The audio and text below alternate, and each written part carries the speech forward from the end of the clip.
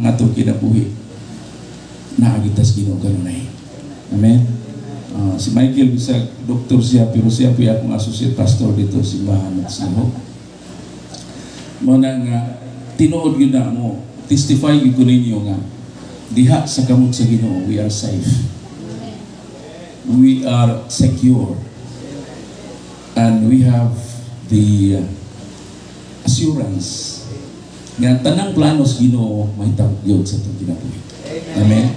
Nagplano man siya, ingon siya nga it is my plan to prosper you, not to harm you, to give you a hope and a future.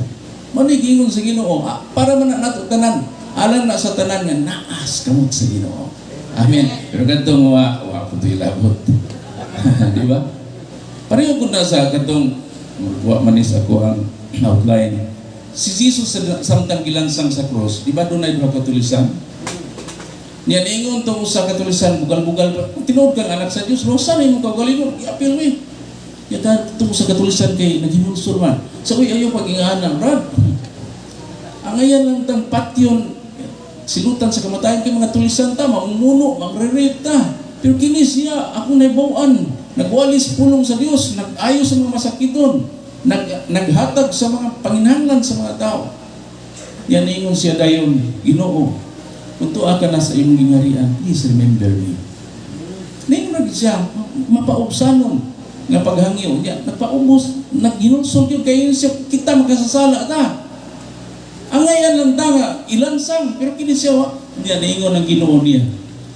Today, karong adlaw, magkuyog ta nito sa paraiso. Hallelujah. Sila rang duha, way labot itong usa. Timanin ninyo. Wala mo yung Ginoo kitang tulo. Sila rang duha. Atong adlaw, nagkuyog sila sa paraiso. Manaw, di ka mo dangop sa Ginoo, ikson, wag kay labot. Wag kay labot sa plano sa Ginoo. Wag kay labot sa tanang pabor sa Ginoo. Praise the Lord. Amen ba mga igsoon? So mo nang kining timaha, pastor, nindot yung gaya ni. Ilabi lang kay naapay kung maabot nga kusog ka yung linok. Yan mo, kung saan tinyo. Nga na may big, sana, the big one, no?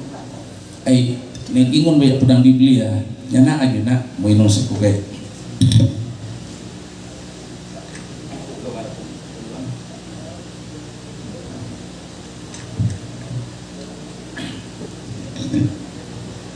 Sorry mga igsoon.